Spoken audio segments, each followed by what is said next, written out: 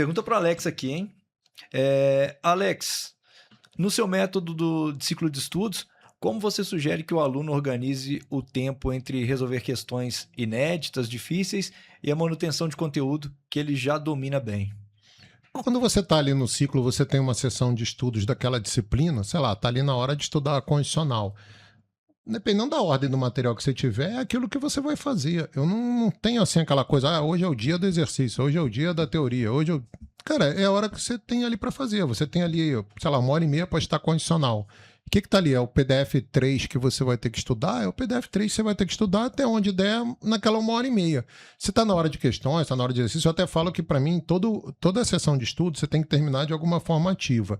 Às vezes você estudou 10 páginas, não tem conhecimento ainda para fazer questões. Você não terminou aquele assunto, você não consegue fazer questões. Pelo menos tenta fazer algum resumo de cabeça, tentar lembrar de cabeça os últimos 5 minutinhos ali o que você viu para dar uma forçada maior no cérebro, para não ficar só naquele estudo mais passivo ali de receber informação sem praticar. Agora, tá na hora da revisão, não tá na hora da revisão. Eu fui um dos responsáveis por divulgar aquela revisão das 24 horas, 7 dias, que até a Nájile falou antes. Eu não uso isso aí desde 2015, faz 11 anos que eu não uso com um aluno, nem indico em live, não indico em mais nada, porque aquilo ali para a área fiscal pode dar certo para concurso com menos conteúdo, mas a área fiscal e controle não tem como você manter aquelas revisões. Eu sou a favor de revisões, mas depois de um certo tempo de estudo, parar e dar uma revisada e tal. Já até falamos isso aqui em outros podcasts, né? Mas, para mim, você estuda aquilo que está ali. Aí tem gente que fala, eu estou fazendo um ciclo para questões, um ciclo para teoria. Não, cara, o ciclo é um ciclo. É um ciclo. Você vai estar na hora, é o que está ali na ordem para você estudar. Isso aí. Boa. Tem mais aí? Tem uma para a Nasli aqui agora. Nasli, essa é para você, hein? Gente, faz perguntas. Vamos lá. Nasli, nos últimos concursos, São Paulo, em que você foi a primeira, Mato Grosso, RN e agora Goiás, em que o primeiro fez 97%, tivemos notas altíssimas. O que pode estar contribuindo para esses resultados? A gente já respondeu aqui, né? Vou dar uma retomada, mas basicamente hoje os materiais estão mais acessíveis, de melhor qualidade. As pessoas estão começando a estudar com o método correto, sem ficar batendo cabeça desde cedo. E em concurso que a nota é muito alta, em geral a banca foi mais previsível, não teve nada esquisito. As vagas teve menos vagas. Às vezes tem uma esquisitice, como a gente comentou do TCU, aí a nota cai. Mas é fato que as pessoas estão cada vez mais competitivas, que os materiais estão melhores, as pessoas têm mais acesso à informação. Então, assim, para os meus alunos da área fiscal, eu sempre comento, cara, mirar acima dos 80%, se possível 85%, e tentar fazer, porque às vezes a pessoa se engana, né? Faz ali 50 questões de direitos fundamentais e faz 85%. Mas aí, quando ela intercala esse assunto com outros, ela esquece. É muito fácil você acertar a 20ª questão depois que você já fez 19. Mas quando você tá fazendo cada questão de um assunto, seu desempenho cai. E aí, muita gente acha que em casa tá indo bem, mas chega na prova vai muito pior.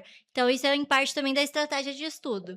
Mas em parte, eu resumi tudo que a gente falou aí dos fatores que a gente já tinha comentado. Perfeito. O que aconteceu também é que a gente teve um monte de prova seguida da FCC e matérias parecidas e tal, e ela com provas de um nível normal. Então a galera foi se acostumando com a FCC, coisas repetindo e a nota foi aumentando. Aí no meio aparece lá alguma GV da vida e já dá uma certa caída. E os concursos, a nota de corte, ela não quer dizer se o concurso foi mais ou menos difícil. Quer dizer que a prova foi mais ou menos difícil. O concurso é outra história. Se você for pensar, a nota de corte, se fosse uma regra, as notas de corte querem dizer que o concurso é mais difícil, então é diferente de tudo que a gente vê em concurso, porque os concursos menos difíceis são os que têm maior nota de corte. Você pega ali um concurso ali, sei lá, de um banco, de uma polícia civil, de um técnico judiciário, as notas são 90 e poucos %. Aí você vê uma prova para juiz, quem faz o mínimo lá 5 ou 6 vira juiz e vaga sobra. Então, assim, é o inverso do que o nosso cérebro pensaria pelo bom senso, né?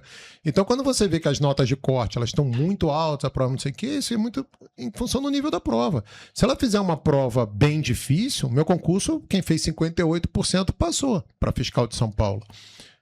Para auditor da Receita é sempre 67%. A regra do auditor da Receita sempre foi, desde 90 e pouco, 67%, 2/3 ali. Claro, podia 70%, podia 64%, mas na regra, 2/3 da prova você vira auditor da Receita. E passar para auditor da Receita é fácil? Não é. Entendeu? Então, assim, é mais difícil ou menos difícil? O auditor da Receita com 67%, ou o concurso, sei lá, de Guarulhos, que foi 90%. Cara, não tem muito essa regra. A verdade é a seguinte, cara, estuda pra caramba, tira a maior nota que você conseguir. Se a prova for muito difícil, talvez você passe com 58%, igual no meu concurso em São Paulo. Ou talvez você precise de 90 e pouco, porque a prova foi mais fácil. Os materiais estão cada vez melhores, os materiais. E quando a banca ela cobra dentro de um conhecimento normal, que está nos materiais, a galera vai mandar bem. O que pode diminuir a nota de corte? Faz uma prova de exatas difícil, faz uma prova de TI maluca, igual o TCU Canage ele fez, ou de estatística da Polícia Federal, o penúltimo concurso que nem os professores sabiam resolver as 12 questões de estatística, entendeu? Então, assim, varia com isso, cara. Você tem que estar... O Canage ele falou, hoje em dia para uma área fiscal, área de controle, você tem que estar 80 e poucos % em casa. Essa tem que ser a tua média. Você vai conseguir em todas as matérias? Não. Tem aquelas matérias que você é mais fraco, mas tem que ter aquelas que você está fazendo 90 e pouco para no final da história virar 80 e pouco. Se a prova for mais fácil, esse 80 e pouco que você está fazendo em casa, na prova você vai fazer 90 e pouco.